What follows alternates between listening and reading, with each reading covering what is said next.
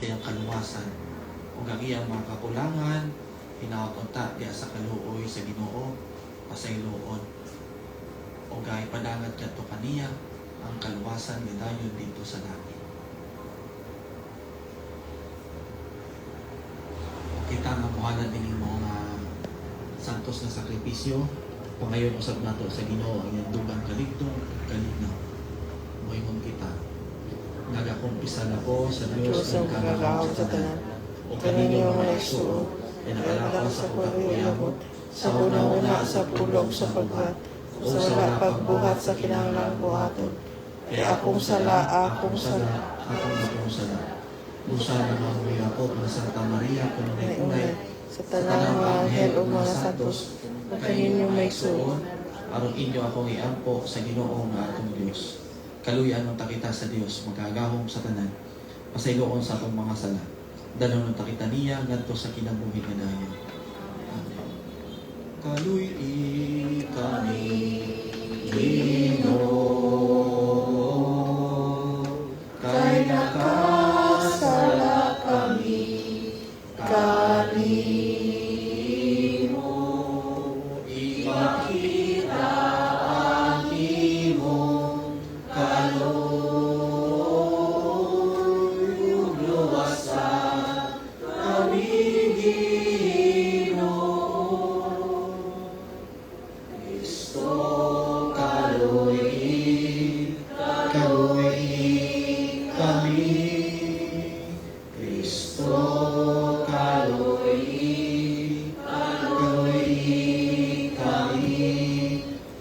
ipakita ang imong kaluoy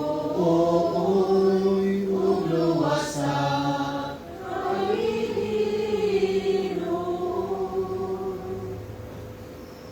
Magampo kita.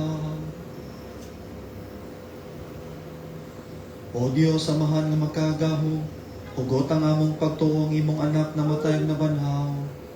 Nangamuyo kami, alang sa among minahal nga si Benzel Doven nga namatay diya ni Kristo.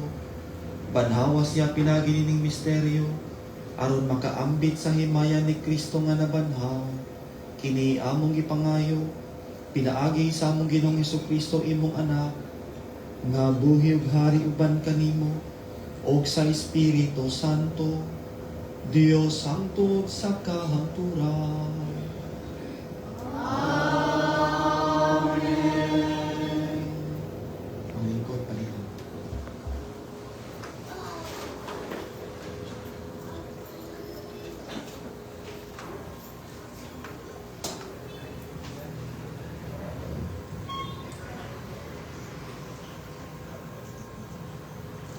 Hinutlo gikan sa basahon ni Propeta Isaias.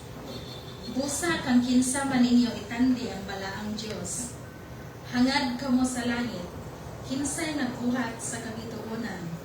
Gihut-hung-hutong niya sila pagbutang o gihatagag tagsa-tagsa kangalan. Tungod sa iyang pagkagamhanan, walay usa kanila nga nawala. Nganong moingon ka man, Israel, nga ang imong pagkabutang wala hisayri sa Ginoo, ug ang imong katungod wala lamang hatagig bili sa Dios. Wala ka ba di ay mahibalo ni makadungog nga ang Ginoong Dios nga walay katapusan maoy nagbuhat sa tibuok kalibutan? Dili siya maluya ni kapuyon ug dili matukib ang iyang kahibalo. Hatagan niya gahom ang huyang ug ang walay umoy hatagan niya kusog. Bisan ang mga batan-on maluya o kapuyon ug kapsad umoy. Apan katong mosalig sa Ginoo makabaton og bag-ong kusog. Manglupad sila daw agila, managan sila ug dili kapuyan, manlakaw ug dili maluya. Ang pulong sa Ginoo. Salamat sa Diyos. Salmo responsoryo ang atong tubag. Dayga ang Ginoo kalag ko. Dayga ang Ginoo kalag ko. Dayga ang Ginoo o kalag ko. Tibuok kong kaugalingon. Dayga ang iyang balaan nga ngalan. Dayga ang Ginoo o kalag ko. Ug ayaw hikalimti ang iyang mga kaayuhan. Dayga Gipasaylo niya ang tanan mong mga kadautan. Giayo niya ang tanan mong balatian. Giluwas niya ang imong kinabuhi sa kalaglagan. Gilibutan ka niya sa kaayo kaluoy. Maluluyon o mahigugmaon ang Ginoo. Dugay nga masuko o puno sa kaayo. Dili sumala sa atong mga sala, nagbuhat siya kanato. Ni nagbalo siya sumala sa atong mga kalapasan. Dahil